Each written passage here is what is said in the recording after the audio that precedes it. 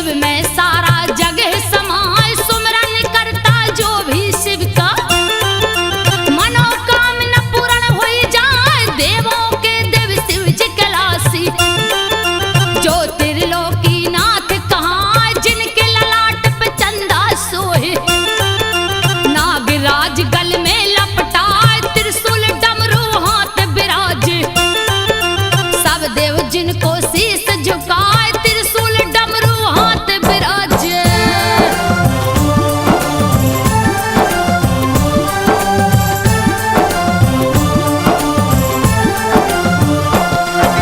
त्रिशूल डमरू हाथ बिराजे, अंग भभूति लियो रमाए। मृग की छाला तन पर सोहे, अंग अंग रुद्राक्ष दिखाए। भूत प्रेत सब दूत है जिनके, भंग धतूरा मन को भाए। बसहा भैल की जिनकी सवारी, रहे कुटिया में धूनी रमाए। गोरा संग गणेश भी रहते, विघ्न विनाशक जो कहलाए। कथा सुनाऊं वैद्यनाथ की, सुनो रे भक्तों ध्यान लगाए। कथा सुनाऊं वैद्यनाथ की।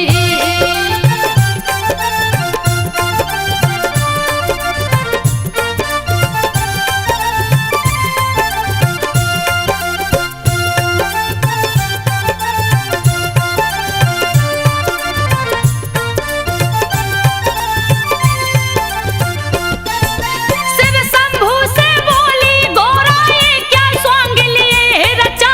तीनों लोक का दाता होकर तपसी का लिया भेष बनाए। सुन के उल्हना तब गोरा की, सोने का महल दिया बनवाए। गृह प्रवेश करने को शिव जी विश्वेश्वर को लिया बुलाए। रावण जिसका बेटा लगता, के कसी जिसकी पत्नी कहाए। विश्वेश्वर के संग के कसी, स्वर महल में गई समाए। पूजा का जब हुआ समापन,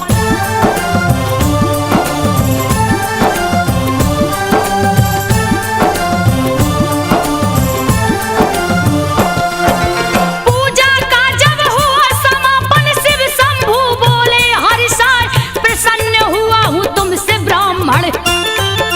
मांगो दक्षिणा जो मन आए, यही मेरा सौभाग्य है बाबा। मुझसे पूजा लिया करवाए, आशीर्वाद ही बस काफी है। जिससे जीवन सफल हो जाए, फिर भी नहीं माने कैलासी। बोले कुछ तो ले भाई, पूजा अधूरी रह जाती है। बिन दक्षिणा के जो वामन जाए, के कसी को तब लालच आ गई।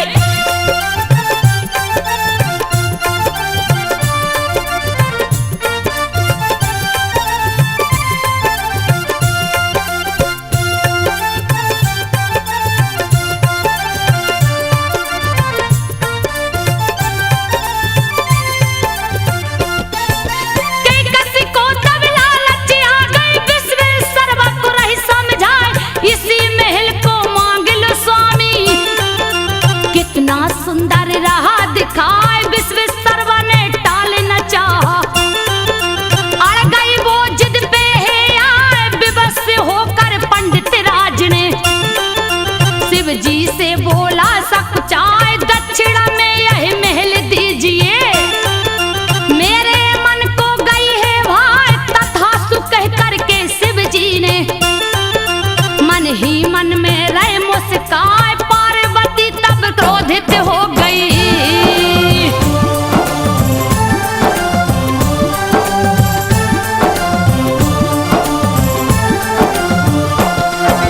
पार्वती तब क्रोधित हो गई। सारा बदन गया थर्राए, क्रोधित के मारे श्राप दे दिया। विश्वेश्वर गया घबराए, तूने मेरे महल को छीना। तेरा कुल सब नष्ट हो जाए, इसका भोग तू कर नहीं सकता। चैन न इसमें लेने पाए, के कसी रावण को उकसाई। शिव को लाओ लंका उठाए, पार्वती ने श्राप दिया है। बचने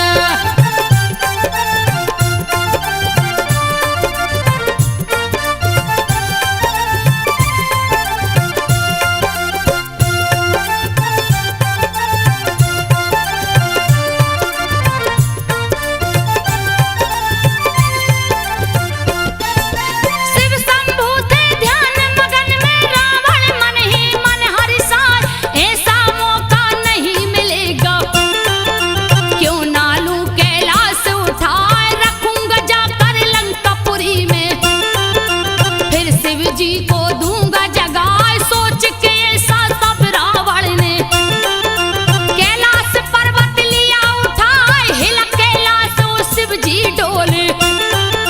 दिया रावण ने हाथ लगाए, ध्यान भंग हुआ शिव शंभू का। तब जंघों से दियो दबाए, दब गया दोनों भुजा रावण का।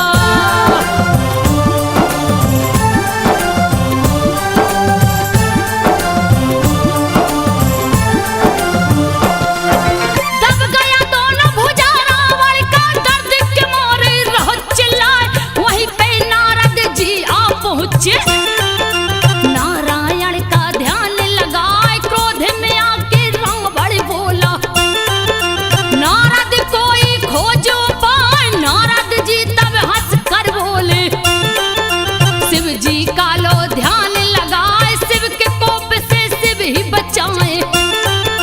दूजा नहीं है कोई उपाय, कैसे करूं मैं पूजा शिव का।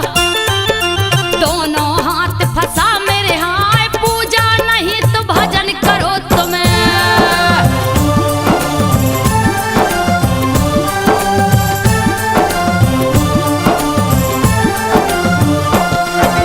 पूजा नहीं तो भजन करो तुम, रावण को नारद समझाए। देख भक्ति तब रावण की वो, शिव जी हाथ को दिए छुड़ाए, शुरू कर दिया कठिन तपस्या। आसन रावण दियो लगाए, कठिन तपस्या कर ली फिर भी शिव का दर्श न होने पाए। घोर तपस्या शुरू कर दिया है, जगह जगह गड्ढा खोदवाए, अग्नि को स्थापित करके यज्ञ दिया है शुरू करवाए, अग्नि को स्थापित करके।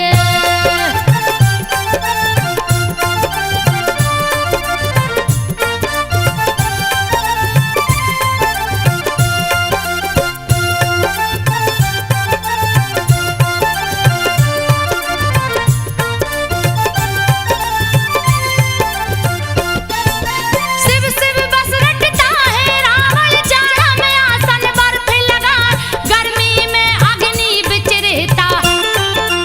इंद्रासन को दिया हिलाए, खुले में रहता खुले में सोता। बारिश से तन भीगा जाए, कोशिश लाख किया रावण ने, शिव प्रसन्न ना होने पाए। क्रोधित होकर राजा रावण लिया खड़ग, तब हाथ उठाए, एक एक करके शीश काट कर अग्नि कुंड में भेंट चढ़ाए। नौ शीश जब काट दियो तो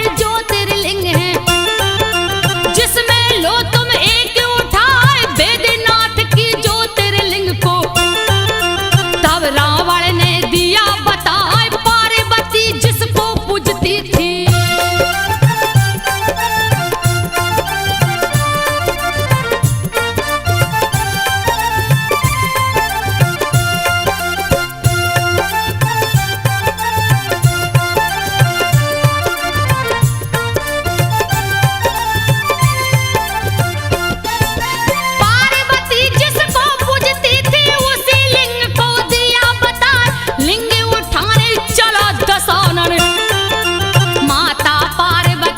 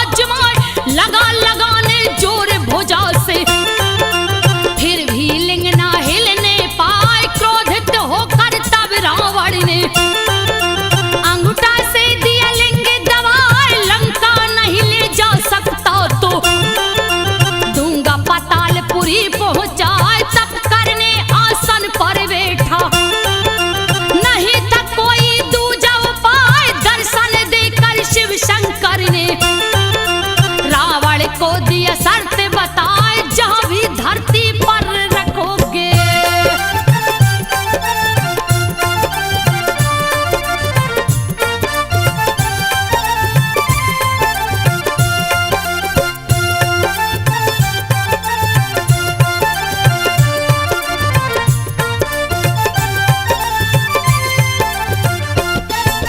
जहाँ भी धरती पर रखोगे वहीं लिंग स्थिर हो जाए।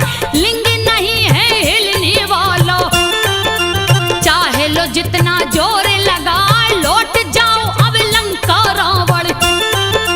दूजा नहीं है कोई उपाय मेरी आराधना जहाँ करोगे। मन वांछित वर प्राप्त हो जाए रावण लौट गया लंका को। सारे देवता गए हर्षाए शिवलिंग को स्थापित करके। बैजू को दिए भक्त बनाए देवता गण बैजू से बोले।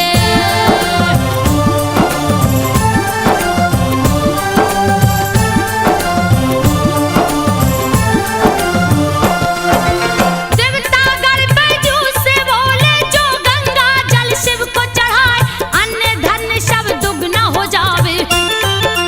तेरी गैया दुगनी हो जाए निस दिन बैजू पूजा करता।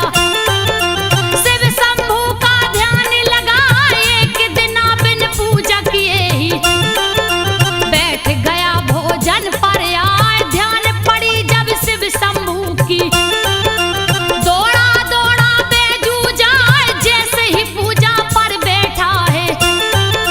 शिव शंभू बोले हर्षाए हुआ प्रसन्न मैं तुमसे बैजू।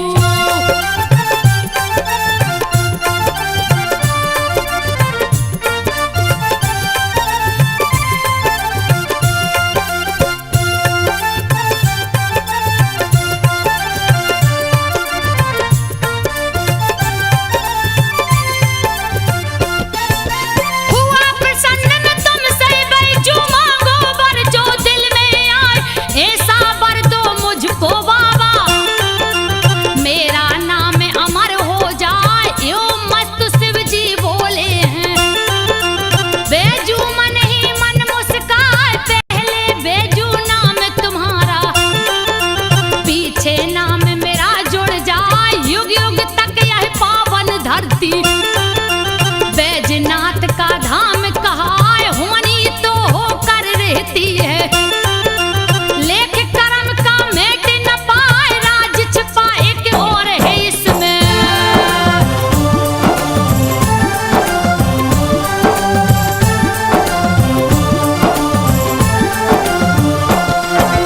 राज छुपाए के और है इसमें सुनो रे भक्तों ध्यान लगाए। शिव जी के ससुर दक्ष है प्रजापति। यज्ञ दिया है शुरू करवाए नर किन्नर गंधर्व देवता। सबको न्योता दिया पठाए नहीं निमंत्रण शिव को भेजा। ए अपमान सहा नहीं जाए शिव शंभू से सती ने बोला। चलिए यज्ञ को देखा जाए बिना निमंत्रण में नहीं जाऊं। शिव शंभू बोले समझाए मगर सती ने एक न मानी।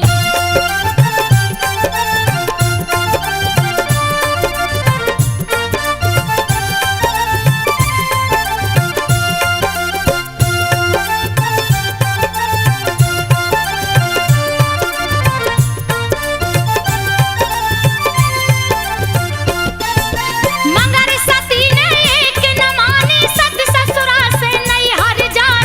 शिव के सारे गण पीछे से आदर सहित दियो पहुंचाए। बुरा भला दक्ष शिव को बोला ये अपमान सहा नहीं जाए। ब्रह्मा विष्णु सब समझाए लेकिन दक्ष समझ ना पाए। मन ही मन तब सती ने ठाना यज्ञ दूंगी विध्वंस कराए। हवन कुंड में कूद पड़ूंगी इस तन को अब दूंगी जलाए। कूद पड़ी तब हवन कुंड में।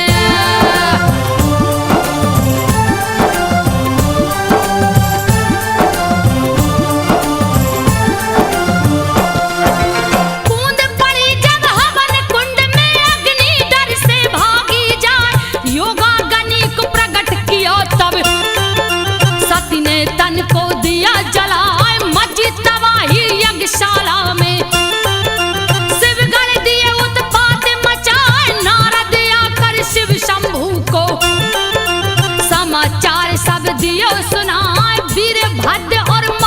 काली को दियो जटा से प्रकट कराए वीरभद्र और महाकाली को। शिव जी दल बल सहित पठाए यज्ञशाला रणभूमि बन गई।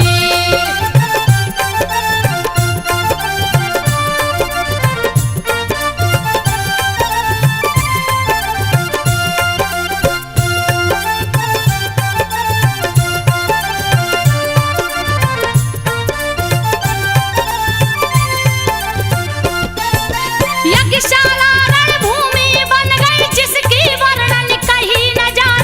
काले लगा प्रत्यक्ष नाचने दक्ष की सेना भाग पराए। शिव के गढ़ सब क्रोधित हो गए। यज्ञ का दिए नाम मिटाए माया में बसीभूत शिव ने। सत्य के सब को लिया उठाए मोह भंग हो के से शिव का। देवता सभी समझ ना पाए विष्णु ने तब चक्र सुदर्शन। सत्य के शव पर दिया चलाए विष्णु ने तब चक्र सुदर्शन।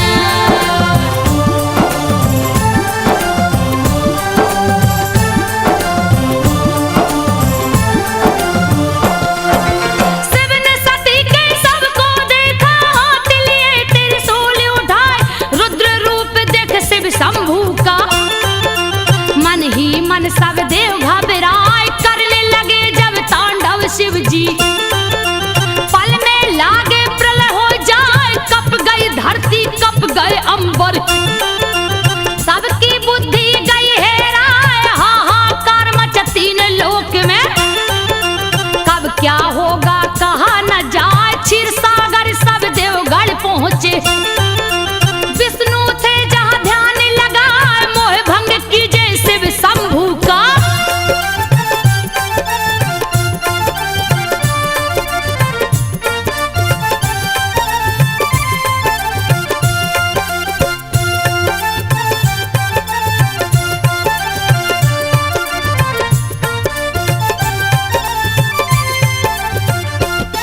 तो मोह भंग कीजे शिव शंभू का। तीजा नेत्र कहीं खुल जाए जल जाएगा धरती अंबर।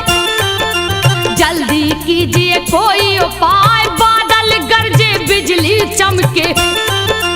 हवा बहन लगे साए साए आंधी तूफान ओला वृष्टि से। सृष्टि कहिए ढक ना जाए सुन के चक्र सुदर्शन धारी।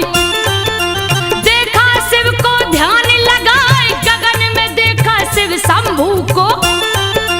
विचरत सती के सबे उठाए गगन में देखा शिव शंभू को।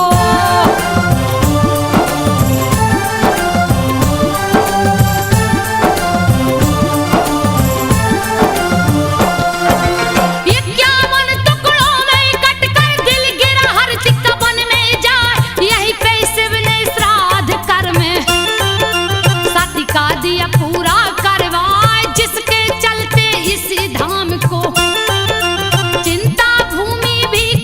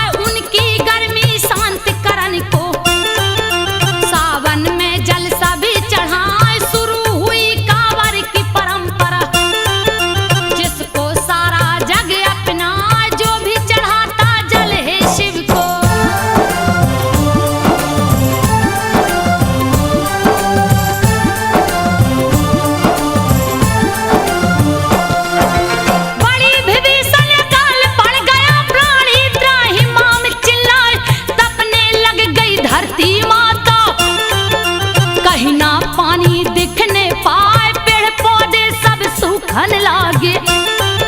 कोप सूरज का बढ़ता जाए धरती के सारे प्राणी तो भूख के मारे गए घबराए व्याकुल होकर भक्त वासुकी। लिया हाथ को डाले उठाए चीरने लगा धरती का सीना। कंधे मूल ना दिखने पाए फिर भी हार न माने वासुकी।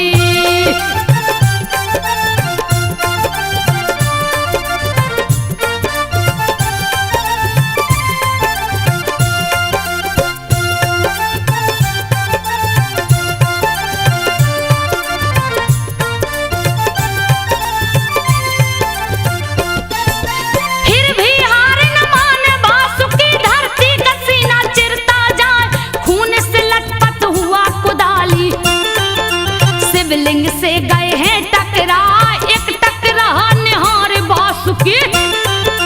खून को देख गया घबरा चूक हुआ मुझसे ये कैसा। मन ही मन वह रहा डराए लगता है कोई प्राणी मर गया। कैसा अनर्थ हुआ है आए लगा कुदरने मिट्टी हाथ से। कुछ भी नहीं रहा पकड़ा भूल से वासुकी ने कुदाल को।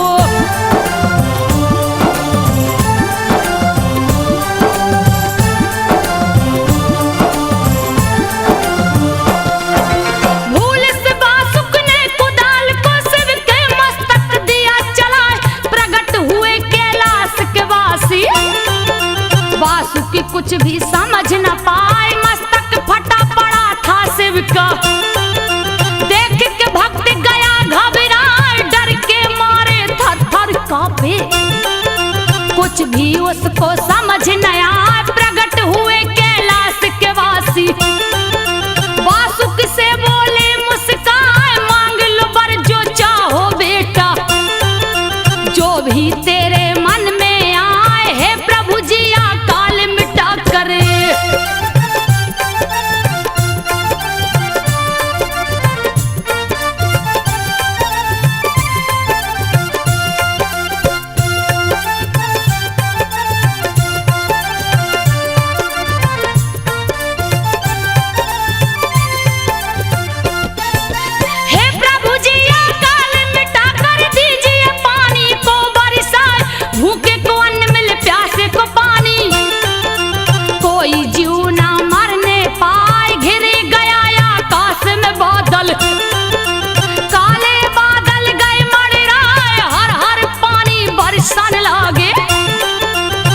जंतु सब गए हर साय शिव शंभु वासुकी से बोले।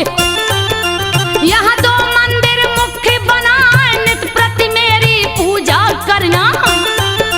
तेरा नाम अमर हो जाए वासुकी के नाम पर ही।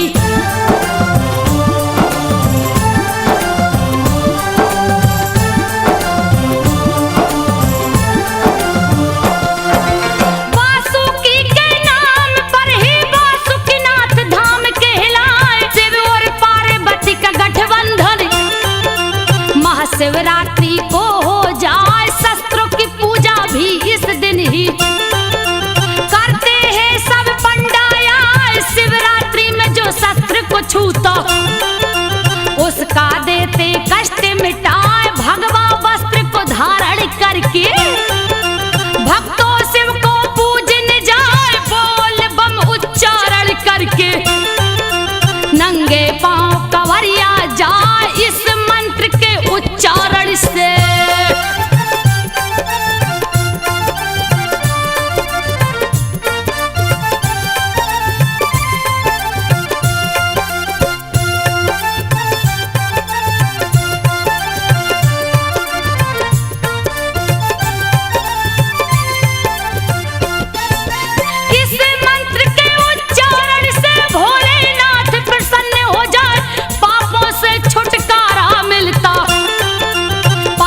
भी शिव धाम को जाए जो भी ज्योतिर्लिंग को छूता।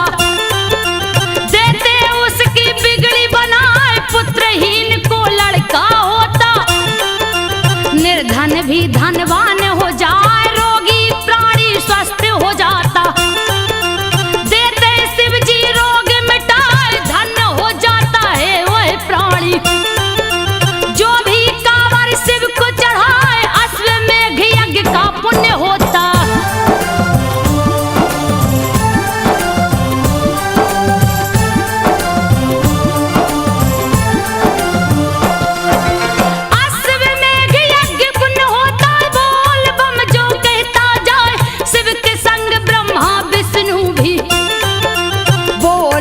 से खुश हो जाए। ओम नमः शिवाय भी शिव का पंचाक्षरी मंत्र कहलाए। अश्विनी कुमार बीमार पड़ गए, सारे देवता गए घबराए, लाखों वेदा देख के हारे, फिर भी स्वस्थ न होने पाए, वेद खुद ही रोगी हो गया, कोई दवा समझ ना पाए, व्याकुल हो गई भार्या उसकी।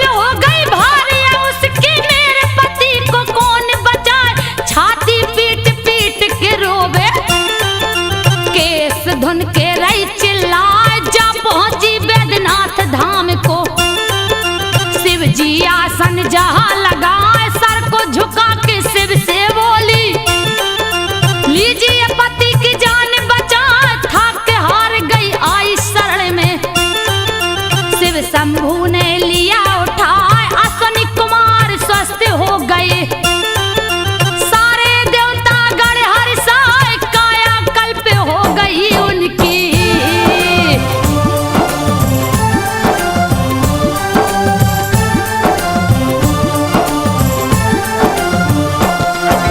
जगतपति है जग के मालिक, उनकी लीला कहीं न जाए, चाहे कोई भी जितना कर ले, कीर्ति गावत जग थक जाए, मोहित संजय दास है शिव के, जिनके कलम से कथा लिखा है प्रदीप मिश्रा शिव के पुजारी, शिव को अपने दिल में बसाए, दिलीप सिन्हा भक्त भोला के, कावर ले देव घर को जाए, संजू बघेल जगावेगा था, शिव शंभू को शीश झुकाए, संजू बघेल गाथा गावे, शिव शंभू को शीश झुकाए, सुन लो भक्तों ध्यान लगाए, संजो शिव